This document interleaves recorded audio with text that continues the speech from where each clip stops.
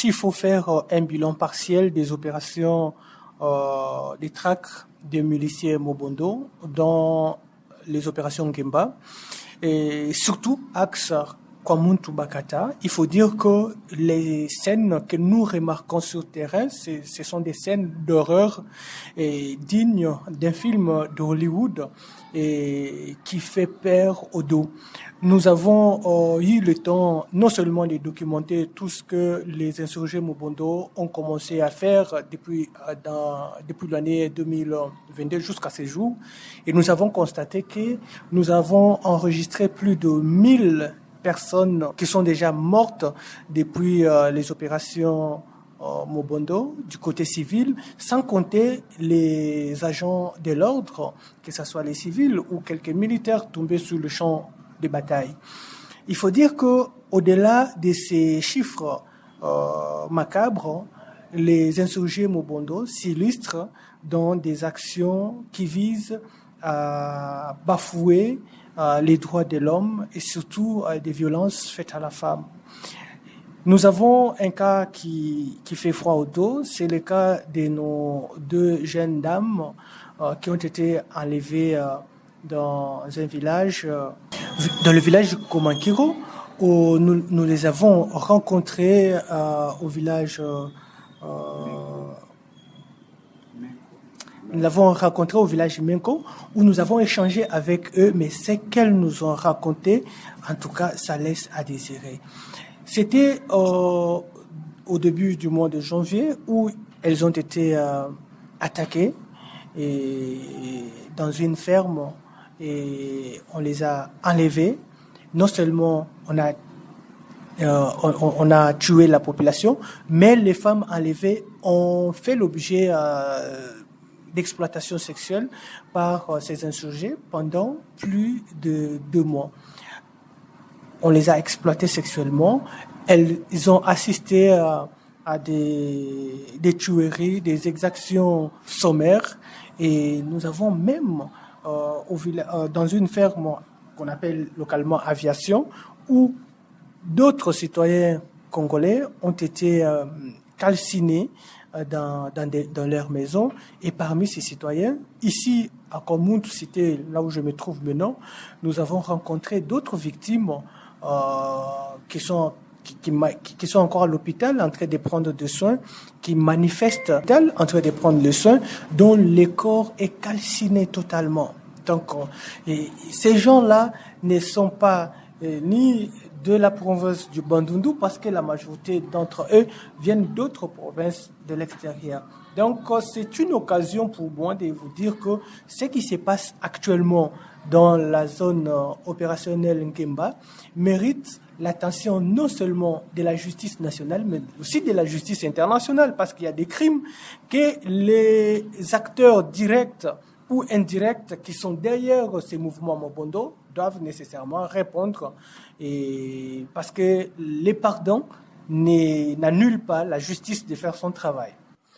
Nous, en tant qu'armée, nous avons non seulement la mission de protéger les frontières nationales des territoires, mais aussi de sécuriser la population et ses biens.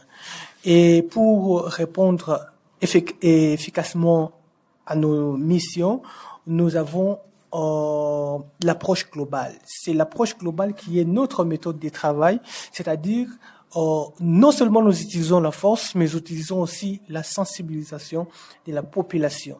C'est comme ça que aujourd'hui, le commandant de l'axe Kwamuntu Bakata, le général de brigade Moyo Rabi Richard, est ici avec nous et il a communiqué, il a échangé avec la population, il a échangé avec d'autres structures de la société civile, des chefs coutumiers. Dans sa bouche, il n'y a qu'un seul mot qui sort, c'est le pardon. Au-delà du pardon, les commandants des opérations a insisté aussi sur la réconciliation. Nous devons nous réconcilier, mais au-delà de tout des réconciliations et du pardon, la justice quand même doit faire son travail. Mais la guerre ne se termine pas seulement avec les armes, mais aussi ça se termine autour d'une table. Voilà les méthodes que nous utilisons. Nous avons les actions civilo-militaires où nous avons amené les docteurs, nos services médicaux qui sont en train de travailler avec la population, de soigner la population.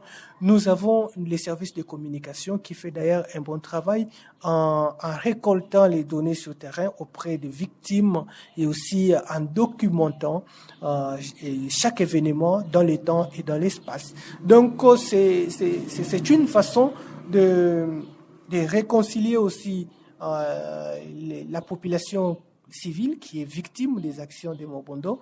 Et il faut encore insister là-dessus que l'armée reste au milieu du village. Nous ne sommes pas ici en faveur ou en défaveur d'une tribu. Nous sommes là pour défendre le peuple congolais et même les étrangers qui ont quitté leur pays, qui ont choisi Komount comme lieu de résidence.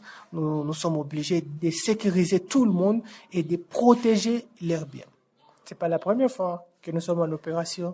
Nous avons commencé les opérations, nous avons étudié pour mener les opérations et nous sommes obligés, nous sommes habitués de travailler dans des zones en conflit. Nous avons été dans le Grand Kasaï où nous avons réconcilié et amené la paix. Rappelez-vous des hostilités ou bien des massacres de Ingele, où aujourd'hui on n'en parle pas. Rappelez-vous le massacre de certains groupes armés à l'est du pays. Aujourd'hui on ne parle pas des Baraka, on ne parle pas des Maïmaï, Yakutumba. Pourquoi? Parce que non seulement les armes ont parlé, mais aussi la communication, la bouche, la table, la réconciliation aussi a parlé.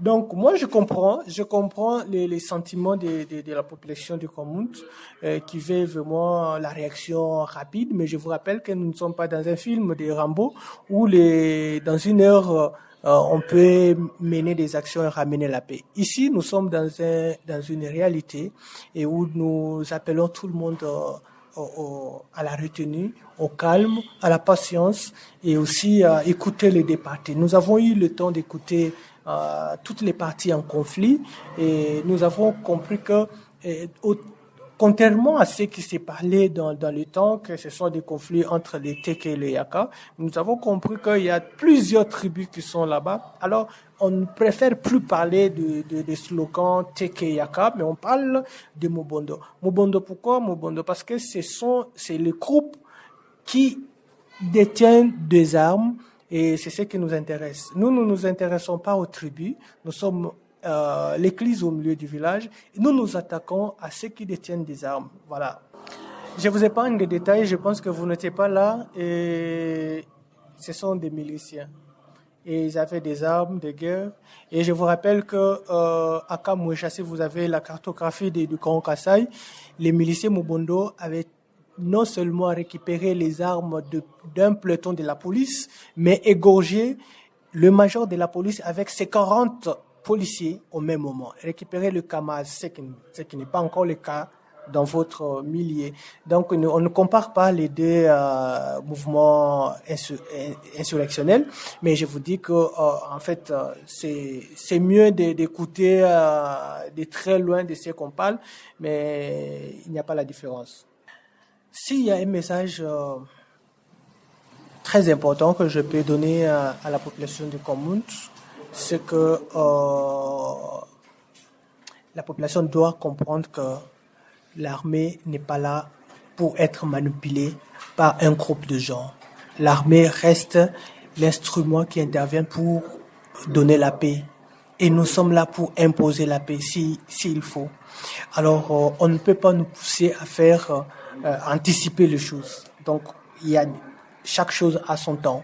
Il y a d'abord le temps d'écouter les parties, de dialoguer. Je vous rappelle que nous tous qui sommes ici, la majorité sont des nouveaux. On vient de nous affecter il n'y a pas 5 mois.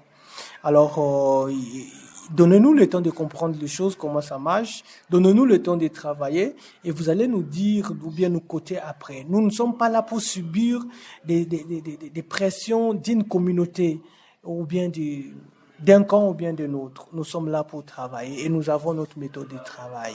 Alors, que la population reste calme, que ceux qui sont excités pour faire la guerre restent quand même calmes. La guerre, c'est mieux de souhaiter la guerre. On connaît la date où la guerre commence, mais on ne connaît pas la date où la guerre peut se terminer. Alors, je pense que nous devons être humbles et courtois et nous comprenons, nous compatissons avec tout ce qui se passe ici. J'ai commencé par le bilan. Ça montre qu'il y a vraiment des atrocités qui se sont commis et parfois qui continuent à se commettre dans les territoires des communes. Et cela ne pousse pas les gens d'agir sous les effets de la colère, parce que la colère ne donne pas un bon résultat. Donc, que la population de communes tout cité se calme et nous avons des méthodes pour que des attaques, pour que des pillages, pour que des massacres dans la zone ne se reproduisent plus. Nous avons été à Machambio où nous sommes restés là-bas pendant un temps et la population était trop pressée à avoir la paix. Aujourd'hui, je peux vous dire que au moins 80% de la population de Machambio qui était en déplacement est déjà revenue. Ça montre vraiment qu'il y a un travail. Alors, au village BBC, au village Buntele, il y a du calme. Ce sont des villages qui étaient vraiment dans le viseur de l'ennemi, qui ont été attaqués. Et quand nous sommes intervenus, nous avons imposé la paix. Mais avant d'y arriver, nous avons quand même eu le temps de parler, d'échanger avec les responsables, le chef coutumier. Et voilà. Ce que la population ignore parfois, c'est que derrière chaque mouvement rebelle, il y a toujours une main noire qui se cache quelque part. Ou bien à Kinshasa, ou bien à Kikwit, ou bien à Bandundouville. On ne sait jamais.